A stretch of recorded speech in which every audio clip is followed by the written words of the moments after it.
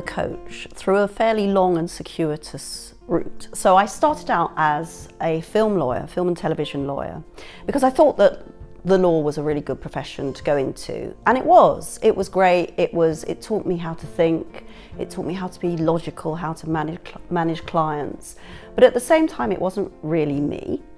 And so I left the law in order to raise my family, and I ended up having 3 children, and I love being at home, I love being a mother, but I always knew there was something else for me in the future, and I trusted my instincts, and I knew that eventually I would find the thing I loved to do.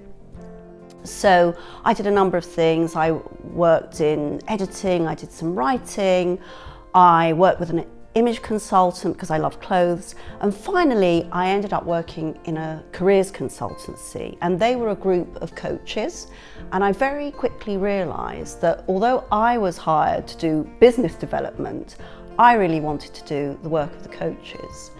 And so after a period of time, I ended up training to be a coach, and as soon as I got into that coach training room, I felt like I had come home.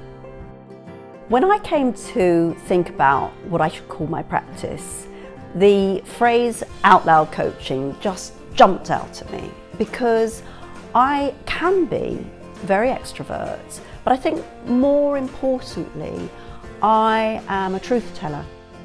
And it feels to me though that I have a way of telling the truth which people can take, because when I speak my truth, I try and be very kind, and I try and be very compassionate, and so that seemed really congruent with who I am.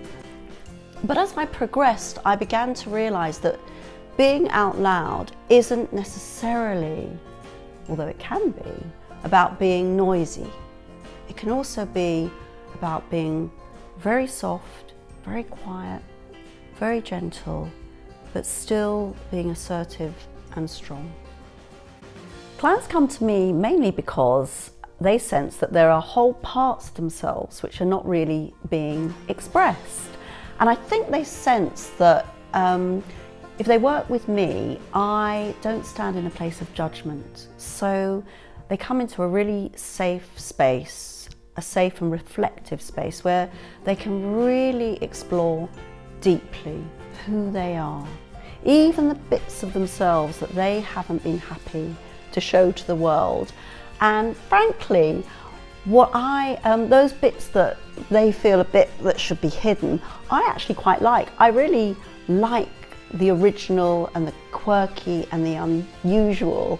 And I think that when you bring those parts of people to the surface, then they get to feel really self-expressed. Then they get to feel more confident about who they are and more assertive. And then it's a delightful circle of more self-expression, more confidence, and more assertiveness. And so it goes on forever and ever.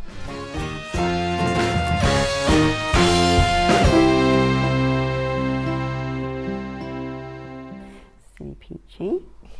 Okay. So.